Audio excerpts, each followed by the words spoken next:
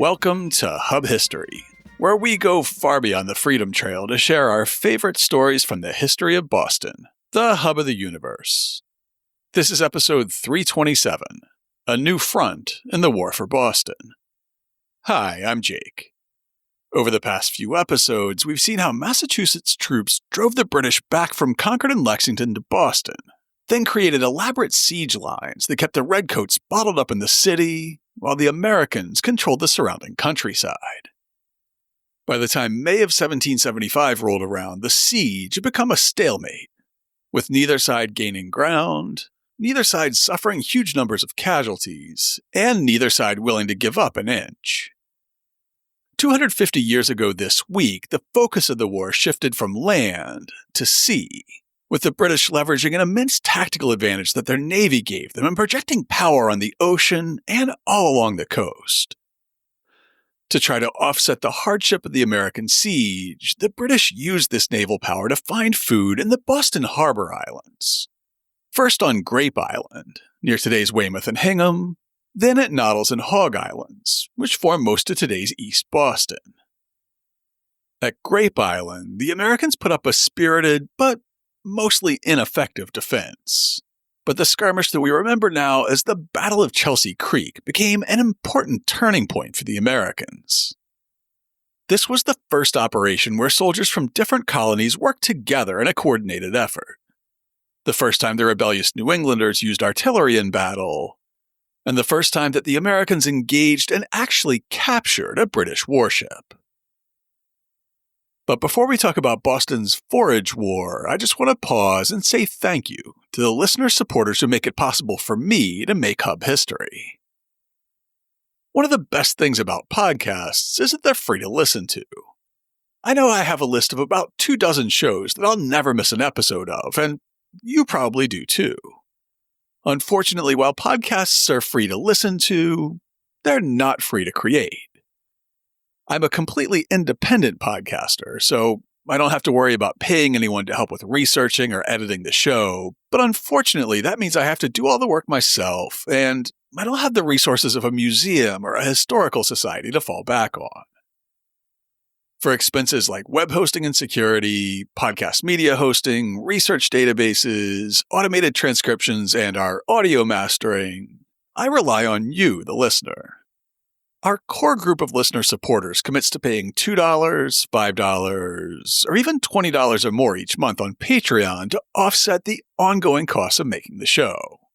While unexpected or incidental costs, like a bad XLR cable or an out-of-print book that I need, are supported by the listeners who use PayPal for one-time payments. No matter how you support the show, thank you. And if you're not yet supporting the show and you'd like to start, it's easy. Just go to patreon.com/hubhistory or visit hubhistory.com and click on the Support Us link. And thanks again to all our new and returning sponsors. And now it's time for this week's main topic. Students of the American Revolution know the Forage War as a campaign that unfolded in the winter of 1777, during the early months of the year when both armies were starving on the New Jersey side of the river outside Manhattan. The Americans were based out of Morristown, New Jersey, while the British stayed closer to the banks of the Hudson. Between the two armies, there were far more soldiers than there was food, leading to almost 60 battles and skirmishes between January and April of 1777. Both sides were trying to find adequate food for themselves and for their horses, while simultaneously denying produce, livestock, hay, and grain to the other side.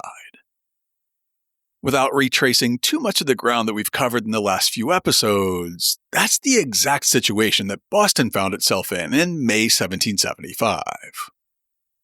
We don't usually call the campaign that unfolded on Boston Harbor a Forage War, but that's what it was. After the siege began, the Americans threw up earthworks at the foot of Boston Neck in Roxbury and at Prospect Hill in today's Somerville, making the prospect of marching out of Boston too costly in casualties for the British to seriously entertain. Thanks to the Navy, the redcoats weren't quite starving, but life wasn't exactly comfortable thanks to the disagreeable necessity of living on salt provisions, as British ensign Henry de Bernier wrote. Once spring was in full bloom, General Gage and his redcoats leaned into the strength of the Navy in an attempt to get some fresher food that came from a source a bit closer than London. The 34 islands in Boston Harbor had been used by farmers since the earliest days of English colonization. After they were mostly deforested by Boston's appetite for firewood, these islands became perfect farm fields. The salt grasses that grew wild made excellent hay, and if you wanted to pasture sheep or cattle on an island, you didn't even have to build a fence to contain them. This week, I'm going to replay a segment from a May 2020 episode to reintroduce what I'm going to keep calling the Forage War to mark its 250th anniversary this May. As early as May 10th, the British were scooping up livestock and feed on the islands and peninsulas surrounding the harbor, sometimes by paying and sometimes by stealing, but always with the threat of force to back them up. That threat came true. First on Grape Island on May 21st, and then on May 27th, when a Massachusetts private named Amos Farnsworth came face to face with the might of the British Empire. Less than a month after he first marched to Lexington, Groton Minuteman Amos Farnsworth found himself squatting in a ditch in a swamp, waiting for the Royal Marines to attack him. His diary entry for May 27, 1775 said, "We crossed the river, and about 15 of us squatted down in a ditch on the marsh and stood our ground." That ditch was in today's East Boston, roughly where Constitution Beach is now. Amos and his company of Colonel Ephraim Doolittle's Minuteman Regiment were the rear guard covering the withdrawal after a provincial raid. A detachment of about 30 soldiers was waiting from Noddles Island across a marsh to Hog Island, where they'd join about 200 or 300 Massachusetts militia under Colonel John Nixon and 300 members of Colonel John Stark's 1st New Hampshire Regiment. Together, they planned to retreat across Belle Isle Marsh to the mainland. A large party of Royal Marines marched after the retreating Patriots and soon stumbled across Amos Farnsworth and his friends. Amos wrote, "There came a company of regulars on the marsh on the other side of the river, and the schooner, and we had a hot fire until the regulars retreated. But notwithstanding the bullets flew very thick, yet there was not a man of us killed. Surely God has a favor towards us." The exchange of fire that somehow miraculously missed the Patriots killed 3 of the Marines and wounded another. With the British advance slowed, the Patriots withdrew to Hog Island, where they faced a new challenge. An armed British schooner sailing so close to shore it was practically on land tried to cut off their retreat to the mainland, Chelsea, and safety. It was shaping up to be an interesting day. Writing in 2009 about the engagement that we now remember as the Battle of Chelsea Creek, Craig Brown of UMass Boston noted that it had several notable firsts for the Revolution. Number 1. The Battle of Chelsea Creek was the first planned offensive by the provincial forces in the Revolutionary War that resulted in an engagement. Number 2. The Battle of Chelsea Creek was the first instance of military cooperation by parties from different colonies in defense of their constitutional rights. Number 3. The Battle of Chelsea Creek was the first naval engagement of the Revolutionary War. Number 4. The Battle of Chelsea Creek was the first time the provincials captured a British ship of war during the Revolution. And number 5. The Battle of Chelsea Creek saw the first use of artillery by the provincials in the revolutionary cause. It all started with the battles at Lexington and Concord the month before. From the moment the British column retreated back to Boston, the Patriot militias who quickly surrounded the city controlled the land. The occupying British would have no trade or commerce to supply cattle and pigs for meat, no milk, butter, or other dairy, no hay for the horses. When it started to get cold, there would be no straw for bedding and insulation, and no firewood to keep the redcoats warm. However, while the Patriots controlled the land, the power of the British Navy meant that they fully controlled the sea. Boston, as we may have mentioned before, was a city on a peninsula. Militia units from around New England streamed into Cambridge and Roxbury to keep the British regulars trapped in the peninsular town of Boston. Boston transformed itself from a tiny town on a peninsula to a sprawling city. It was a small, densely populated city on a tiny, mitten-shaped peninsula. The tiny Shawmut Peninsula that comprised Boston. Before Boston was expanded by filling the salt marshes that surrounded the Shawmut Peninsula, John Winthrop and his Puritan followers settled on the tiny peninsula they called Boston. Back when Boston was a tiny village on the Shawmut Peninsula, The only road leading off the peninsula of Boston, New England militias rushed to surround Boston and trap the British regulars within the peninsular town. The tiny Shawmut Peninsula was surrounded by the islands of Boston Harbor. Until supplies could be transported from Britain, which could easily take months, the regulars would have to rely on the forests and farms of the Boston Harbor Islands. Both sides of the conflict realized very quickly that there were valuable supplies available on the islands, especially the large islands near the mainland, like Long, Grape, Thompson, or Paddock's Island. Noddles Island and Hog Island would soon become a focus for both armies. Both are gone today. Noddles and Hog, along with Bird, Apple, and Governor's Islands, were later connected to the mainland by landfill, forming East Boston and Logan Airport. Hog Island was the area that's now Suffolk Downs and Orient Heights, and Noddles Island was a larger landmass encompassing today's Jeffreys Point, Maverick Square, and Eagle Hill. Foraging raids began almost immediately. On May 10th, 3 weeks after the war began, Elijah Shaw testified before the Committee of Safety that the troops have robbed him of 11 cows, 3 calves, a yearling heifer, 48 sheep, 61 lambs, 4 hogs and poultry, 5 tons of hay, and almost all his furniture. By May 12th, a Patriot supporter wrote this about William Harris, the manager of a farm on Hog Island that was owned by Oliver Wendell and Jonathan Jackson. Mr. Harris is very uneasy.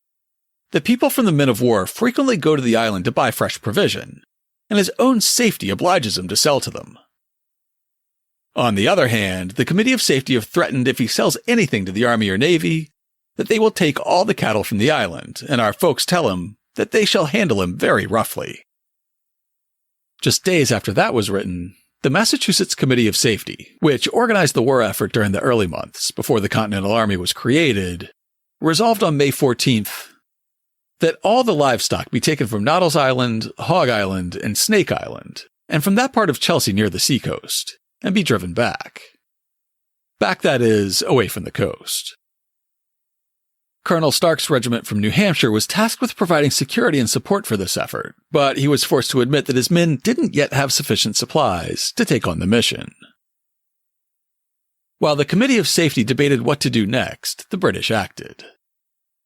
Early in the morning on May 21st, Abigail Adams awoke at her home in Braintree, now Quincy, to the sound of bells, drums, and signal cannons. When I rose about 6 o'clock, I was told that the drums had been some time beating, and that 3 alarm guns were fired, that the Weymouth bell had been ringing, and Mr. Weld's was then ringing. I immediately sent off an express to know the occasion, and found the whole town in confusion. 3 sloops and 1 cutter had come out and dropped anchor just below Great Hill. Great Hill was just a stone's throw from her parents' house in Weymouth, and rumors began flying that redcoats were burning the town of Weymouth. Her letter to John continues, describing the panic that spread across the countryside. It was difficult to tell their design. Some supposed they were coming to Germantown, others to Weymouth. People from the ironworks flocking down this way. Every woman and child above or from below my father's. My father's family flying. The doctors in great distress, as you may well imagine, for my aunt had her bed thrown into a cart, into which she got herself, and ordered the boy to drive her off to Bridgewater, which he did. The report was to them that 300 had landed and were upon their march into town.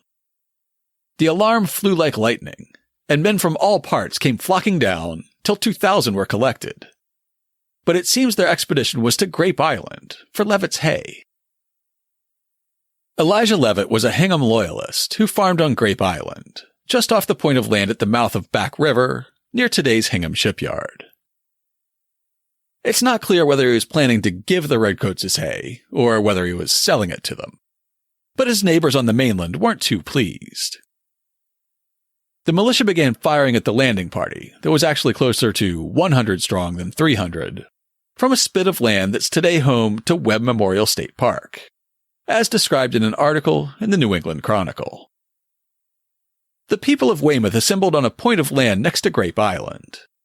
The distance from Weymouth shore to said island was too great for small arms to do execution.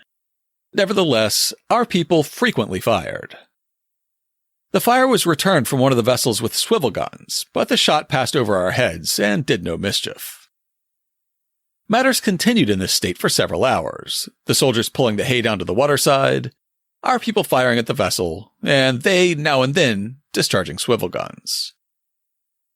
Abigail Adams adds, "It was impossible to reach them for want of boats, but the sight of so many persons and the firing at them prevented their getting more than 3 tons of hay, though they had carted much more down to the water."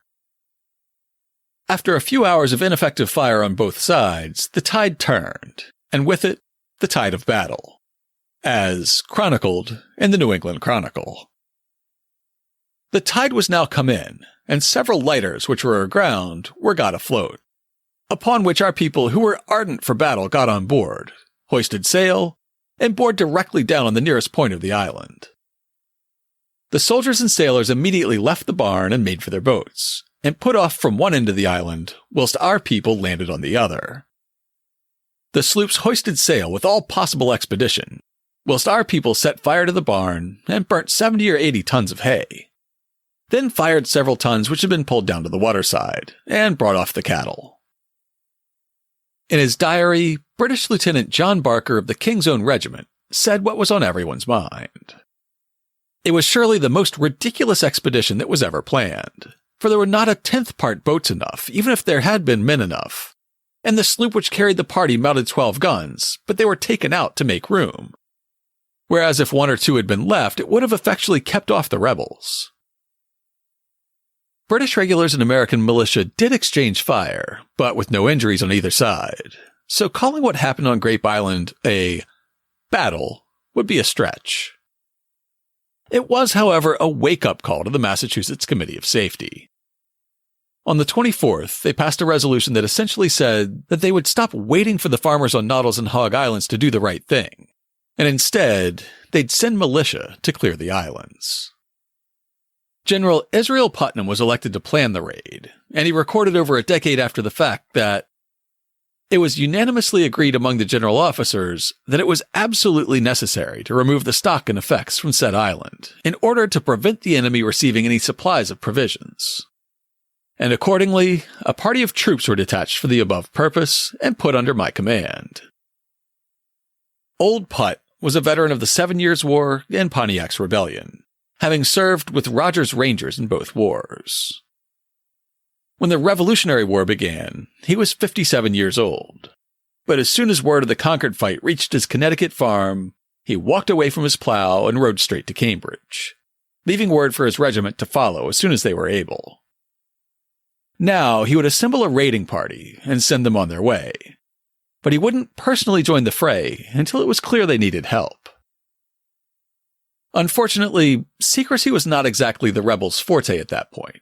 So the day after the resolution passed, British General Howe, who commanded the British ground forces, wrote to Vice Admiral Graves, who was in charge of the fleet on Boston Harbor. He issued this warning: "Sir, I have this moment received information that the rebels intend this night to destroy and carry off all the stock on Noddles Island, for no reason but because the owners having sold them for the king's use. I therefore give you this intelligence that you may please to order the guard boats to be particularly attentive, and to take such other measures as you may think necessary for this night." Admiral Graves wasn't about to take orders from an army officer, so he immediately responded, "Sir, the guard boats have orders to keep the strictest lookout, and I will direct an additional one to row tonight as high up as possible between Noddles Island and the Main, to alarm in case any attempt is made by the rebels to go over. But I beg leave to observe to your excellency that, in my opinion, a guard upon the island is the most probable means of preserving the hay from being destroyed. In other words, if you want to guard Noddles Island, you'd better send some of your own troops. Lieutenant Barker reported that 50 men ordered last night did not go on account of the tide not serving. Luckily for the Americans, the British had the wrong date for the attack. The Patriots began putting their plan in motion a day later. On the evening of May 26th, Colonel John Nixon of Massachusetts marched his detachment of 200 or 300 men out of the main provincial camp in Cambridge to Malden. There they met up with Colonel John Stark and 300 members of the New Hampshire militia. Together, the 600 militia soldiers marched to Chelsea and stopped for breakfast near Chelsea Meeting House at about 7 a.m. on May 27th. After breakfast, the detachment made its final approach. Moving as quietly as 600 men can, they used farm lanes to move through the marshy pastures of Belle Isle Marsh until they reached the water. Then they took cover and waited for low tide. Finally, at about 11 a.m., the order was given, and the men waded across the shallows to Hog Island, where they began rounding up the livestock. Amos Farnsworth's journal records, Saturday, May the 27th. Went on Hog Island and brought off 6 horses, 27 horned cattle, and 411 sheep. Farnsworth was also among a small party that was ordered to cross the shallow creek or strait between Hog and Noddles Island in the mid-afternoon. Along with some farm buildings and livestock, Noddles Island also held a warehouse owned by the Navy and guarded by a company of Royal Marines. As soon as the provincials showed themselves to begin rounding up cattle and horses, they drew the attention of the Marines. General Putnam's account reveals that the Americans expected to be discovered and had a backup plan ready.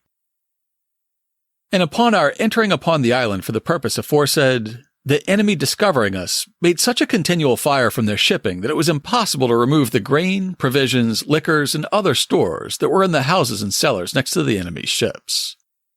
And it was agreed among the general officers that if the stocks and provisions could not be got off the said island without great hazard and loss of the American troops, that in that case it would be expedient to destroy or consume the farm, which was accordingly done by burning the houses and provisions.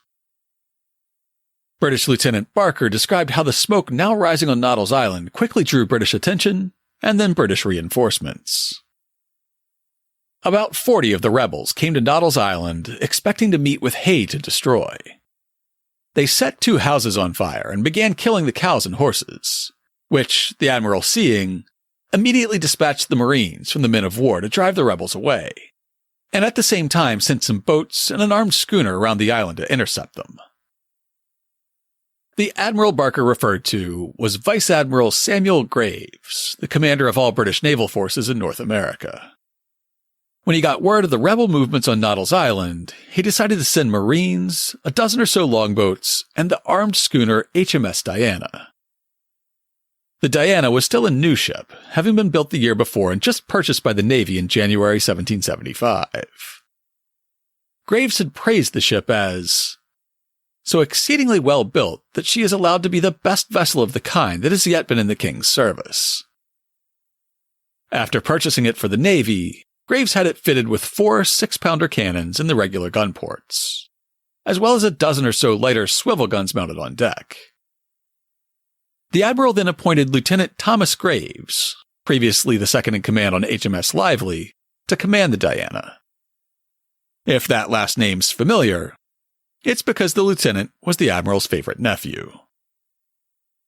Between 2 and 3 p.m. on May 27th, Admiral Graves ordered his ambitious nephew to pursue the provincials, who were now withdrawing from Noddles Island, saying, "Upon observing the rebels landed on Noddles Island, I ordered the Diana to sail immediately between it and the main, and get as high up as possible to prevent their escape. And I also directed a party of Marines to be landed for the same purpose. There was no time to be lost, and assistance from the army could not immediately be had. To reach the main body of the provincials, who were now on Hog Island, the Diana had to sail past the ancient Winnesimmett ferry landing.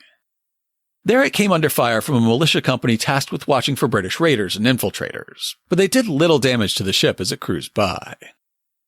By about 4 p.m., the schooner had sighted the provincials and opened fire, just as Amos Farnsworth and the advanced party were crossing the marsh from Noddles back to Hog Island. The shot whistled overhead without causing any damage, so Amos and half the advanced party, about 15 in all, squatted down in a ditch and waited for the Marines. The guards stationed on Noddles Island had now been reinforced by Marines from the HMS Somerset, Preston, Cerberus, and Glasgow, bringing their numbers to about 170. The idea was to send the Marines by land from Noddles to Hog Island, while the longboats of the Diana cut off the retreat across the creek to the mainland. Despite being outnumbered by over 10 to 1, Amos and the Minutemen waited in their ditch until the last minute, then rose and fired a single volley. Nobody actually said, "Don't fire until you see the whites of their eyes," but this was still a preview of the tactics that the Provincials would use with great effect at Bunker Hill just a few weeks later. The volley broke the British advance, leaving the Marines to gather their dead and wounded and retreat to their barges on Noddles Island. The pincer maneuver that might have cut off the Americans was defeated. When he heard about their brave stand against the Royal Marines, General Artemus Ward gave Amos Farnsworth and his unit a very tangible reward.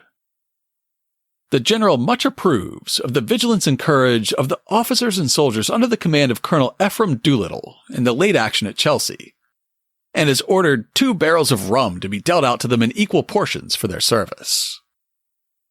Though the land attack by the Royal Marines had been turned back, they set up a strong point on top of Eagle Hill on Noddle Island. And HMS Diana, along with 10 longboats, was still trying to cut off the provincial retreat to the mainland. The tide that day ran much higher than usual, allowing the Diana to maneuver far upstream in what's now known as Chelsea Creek, up above the Winnisumet ferry landing and well behind Hog Island. In the end, the favorable tide just meant that Lieutenant Graves was able to get the Diana into deeper trouble. The schooner began taking fire from the troops under Colonels Stark and Nixon from the Hog Island side, and also from the militia acting as coastal guards from Chelsea on the mainland side. Meanwhile, General Putnam was racing reinforcements in from Cambridge. Though he had been placed in overall command of the raid on Noddles Island, he had not personally directed the attack. Now, having heard the cannonade and gotten a request for help by express rider, he moved a large column of troops toward Chelsea at the double quick march, basically a jog. As the sun set at about 8 p.m. on the 27th, the wind dropped off, leaving the Diana unable to maneuver. The strong tidal flow in Chelsea Creek threatened to beach the schooner on the Chelsea side, directly in the line of fire of the nearby militia. As the ship drifted, it was still taking fire from both sides. Desperate now, Lieutenant Graves ordered the sailors rowing the longboats to try to tow Diana out of danger. This effort drew withering fire from the Provincials, and the sailors in the boats began taking casualties. Rowing only managed to move the schooner very slowly down the creek, and the Provincials continued to fire at them as they tracked the ship from shore. By this time, General Putnam's reinforcements had arrived at the Winnisumet ferry, near the mouth of the creek. The Diana would have no choice but to pass them in order to reach open water. Putnam deployed his men behind stone walls and inside buildings, where they could fire from cover and remain relatively safe from the schooner's swivel guns. The reinforcements included members of a Massachusetts field artillery unit under a Captain Foster and their 2 small 3-pounder field cannons. As the Diana slowly came into view, pulled by the longboats, every gun opened up on them. 2 sailors in the longboats were killed by the heavy fire, and several more were wounded. With the cannons trained on them, these small, open boats had no choice but to drop the tow lines and row for open water, out of range of the Provincials. Drifting helplessly again, the tide deposited the Diana on the ferryways, mere feet away from Putnam's entrenched forces, just after 10 p.m. Seeing the enemy's helpless state, a contemporary account says that the general offered to accept their surrender. General Putnam went down and hailed the schooner, and told the people that if they would submit, they should have good quarter, which the schooner returned with 2 cannon shot. This was immediately answered with 2 cannon from the Provincials. Upon this, a very heavy fire ensued from both sides, which lasted until 11 o'clock at night. Lieutenant Graves was in no mood to strike his colors, and his men continued to fight bravely, but as the tide went out from under the ship, it became a lost cause. One of Graves' officers would later testify, "Then we carried out a small anchor, the rebels keeping a constant fire with a cannon and small arms. We brought the hawser to the windlass and heaved with as many hands as the windlass would hold, and finding she did not move, the lieutenant gave orders for her being shored immediately, which was done." By throwing out an anchor and attaching it to a windlass, the crew is attempting a technique called kedging, where a sailing ship that finds itself becalmed can essentially use the anchor winch to tow the vessel forward in shallow water. When that failed, Graves ordered the ship to be shored, or braced up, so when the tide receded from beneath it, it would remain upright. This measure was only briefly successful, as the testimony continues. "We kept firing till the shores giving way she fell upon her beam ends, when we could no longer fire or stand upon the deck. When the bracing failed, the ship rolled over on its side. Its cannons were now pointed uselessly at the ground and at the sky, and at about 11 p.m., 12 hours after the battle commenced, it was time to go." Graves hailed HMS Britannia, a sloop that had been lingering nearby supporting the attack from the mouth of the creek. The crew of the Diana carried their wounded to the Britannia's boats, and they all got on board the smaller ship. All accounts from the British side say that Lieutenant Graves planned to defend the ship through the night and then float her off when the tide came in the next day. Sometime after midnight, Graves and the others on the Britannia smelled smoke.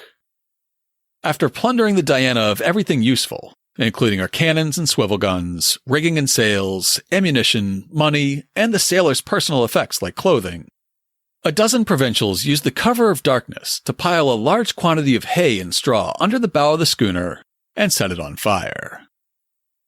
Graves jumped into one of the longboats and ordered a small party to row him ashore to try to put out the flames, but heavy enemy fire kept him from coming near the Diana. At about 3 a.m. on May 28th, the remainder of the schooner's powder magazine blew up. The provincials had done the impossible. Lightly armed militia, firing and maneuvering from the shore, had destroyed one of His Majesty's warships, albeit a small one. With the destruction of the Diana, the rebels were left in control of the field. They had not suffered any deaths, and there were only a handful of wounded. Amos Farnsworth described a man in his company who'd been shot through the mouth, with the ball going in one cheek and out the other. A modern account published in the MIT Press Journal describes the difficulty in estimating British casualties.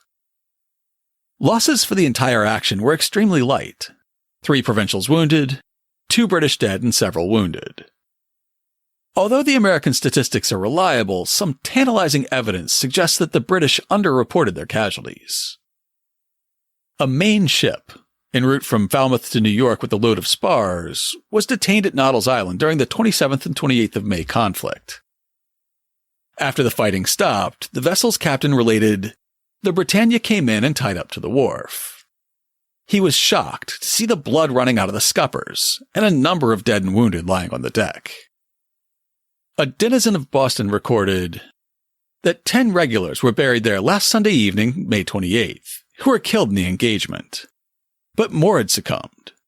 'Tis said they had about 30 killed in the whole, and a greater number wounded. The provincials returned to Noddle Island to finish the job on May 29th, May 30th, June 3rd, and June 10th.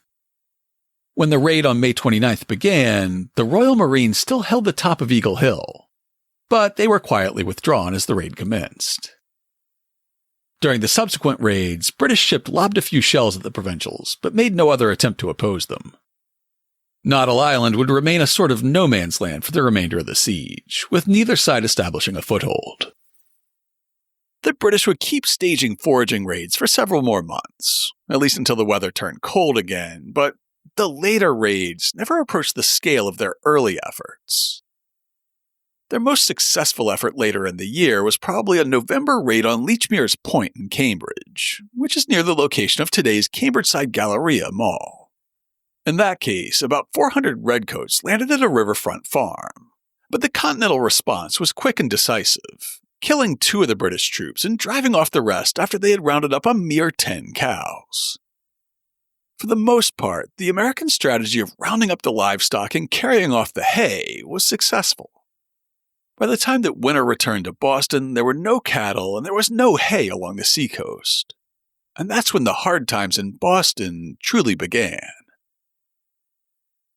Next week, we'll take a little bit of a break from these 250th anniversary stories, but we'll return to the Revolution in episode 329 for the 250th anniversary of the Battle of Bunker Hill. To learn more about the Forage War on Boston Harbor, check out this week's show notes at hubhistory.com/327. I'll link to all the materials that I used in preparing the original episode, including the terrific collection of primary sources in Volume 1 of the Naval Documents of the American Revolution. There'll also be a link to Abigail Adams' account of the Grape Island fight and the documentary history of Chelsea, which includes Amos Farnsworth's account of the battle. I'll link to the National Park Service document about underwater archaeology at the battle site that was so incredibly helpful in putting together this episode, as well as another version of the same article that appeared in the MIT Press Journal. I'll include historic maps of Boston Harbor and a panorama of the view from Beacon Hill that was created by a British officer in 1775, showing what the battlefield looked like from the British side. To see what the battlefield looks like today, you can join the commemorations in Chelsea on May 24th, 2025, where they'll have a period schooner, a militia encampment, and artillery and musket firing demonstrations. Or, for a mere $5, you can enjoy a boat tour of Chelsea Creek, the Mystic River, and Boston Harbor that'll leave from the Charlestown Navy Yard on May 26th. I'll have links to both those events in the show notes this week as well. Before I let you go, I have listener feedback to share, for the first time in quite a few months. First up, we have our latest review on Apple Podcasts, where a user named Bex Forever says, "Totally enjoy this podcast. I started listening to this podcast because I knew nothing about Boston till I started listening to this podcast. I love learning about our founding history and the characters therein. Plus, great narrating voice, very soothing. Thank you for all your work." I have to say that soothing isn't always my number one goal, but hey, I'll take the compliment.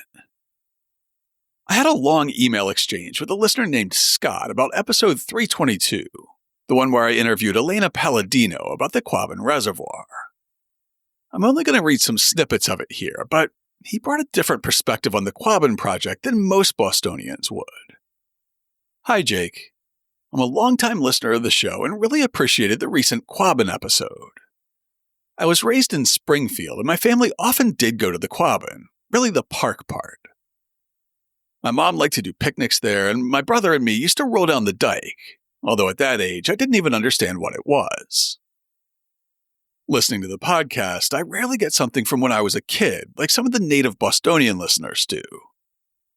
Before I moved here, I'd only been 4 times, mostly in my early 20s, so I have no memory at all of Boston as a child. Skipping forward a little bit, Scott was left wondering about the same thing I was. How are the 4 towns of the Swift River Valley disincorporated, especially without the consent of the residents? He wrote, "When I was in high school, I read a history of the Quabbin which really impacted the way I see the world.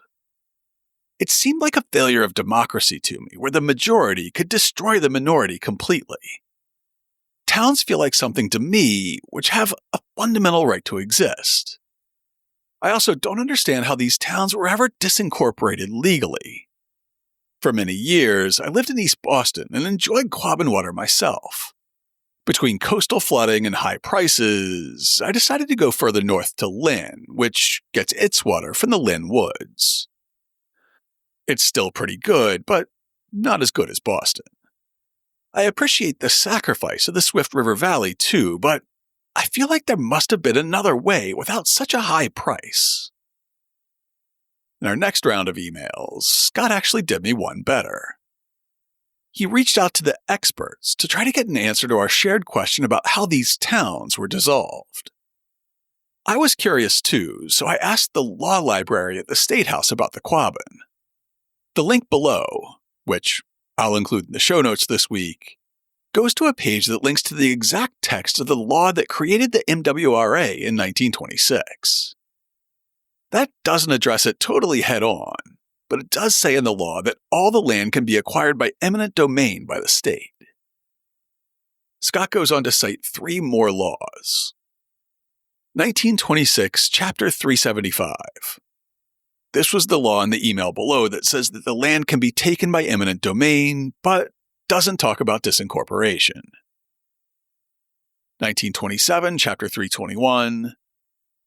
This gets into a lot of detail, especially Section 13, about annexing Enfield, Greenwich, and Prescott. Notably, it skips Dana, which wasn't as submerged, which is why you can still visit its town common. 1938, Chapter 240. This establishes that as an 11-year-old emergency that, oops, they really did mean to annex Dana too in 1927. So there was no vote taken by anyone.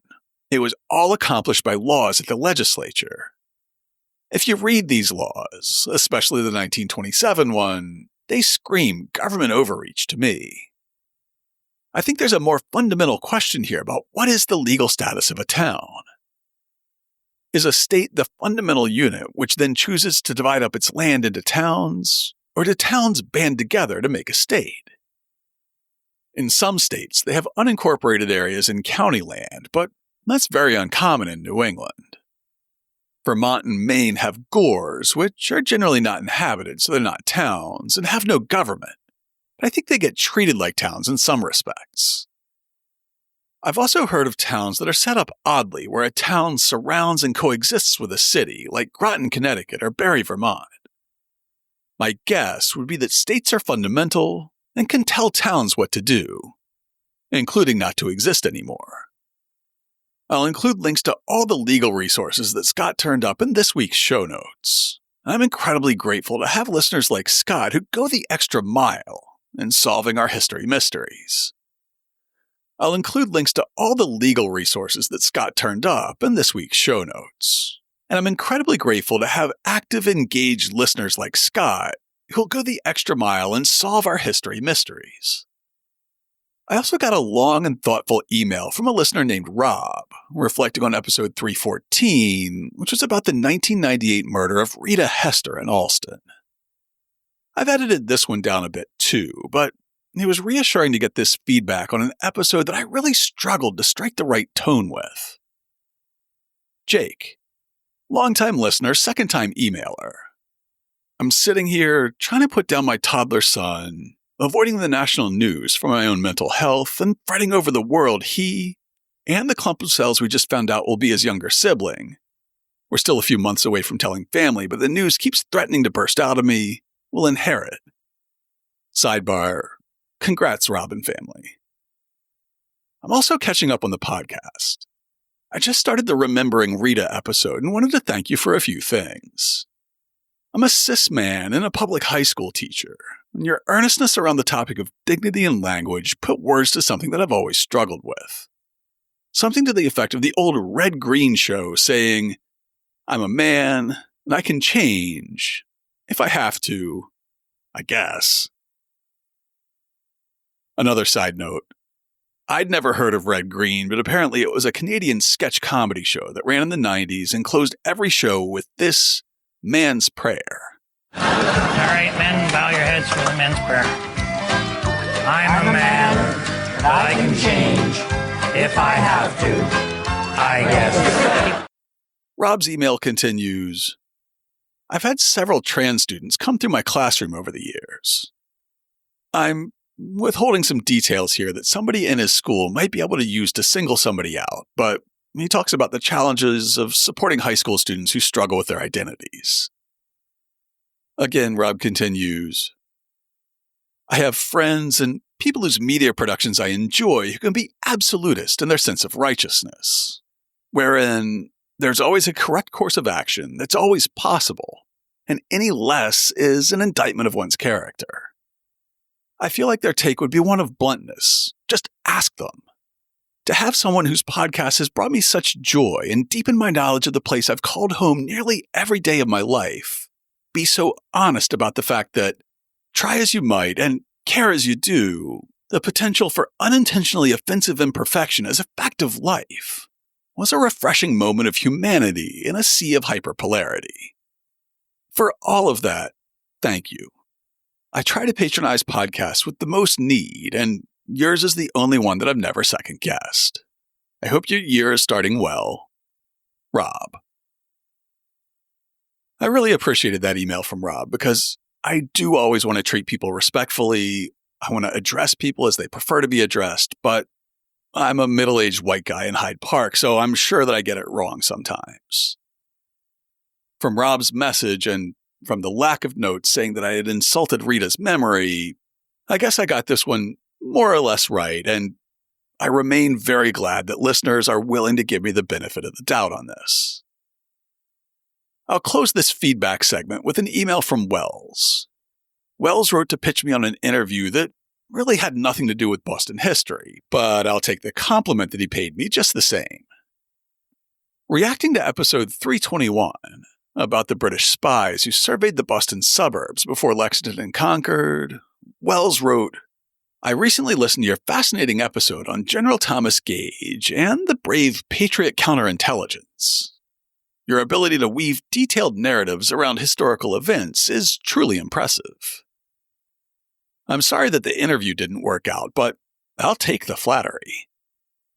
We love getting listener feedback, whether you've done extensive legal research to answer a question I couldn't address in the show, or if you just want to puff up my ego with compliments.